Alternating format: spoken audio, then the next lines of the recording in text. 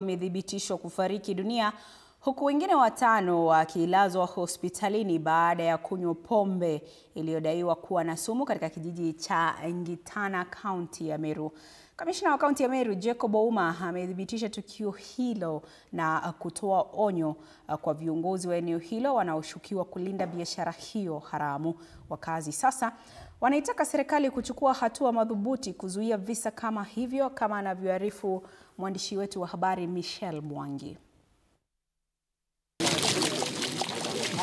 Ni kinywaji kilichotarajiwa kuburudisha, lakini kikawa sumu ya mauti kwa wakaazi wa Ngitana. Watu wa Ngitana tumeza.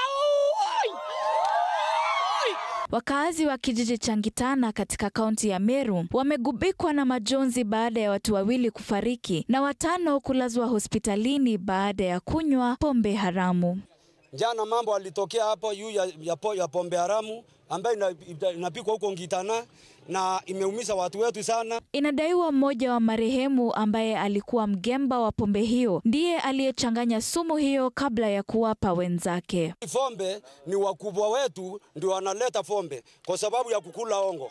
Kamishna wa kaunti ya Meru, Jacob Ouma, amelaumu viongozi wa eneo hilo kwa kutochukua hatua, akitoa onyo kali kwa chifu anayehusishwa na kulinda biashara hii. Inamaanisha ya kwamba watu wameshindwa kutekeleza majukumu yao.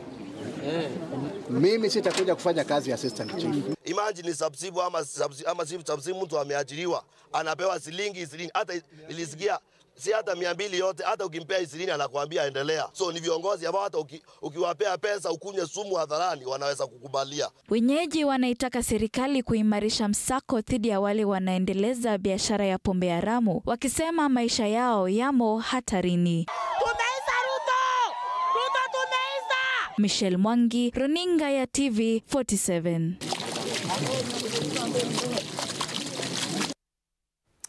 Kutoka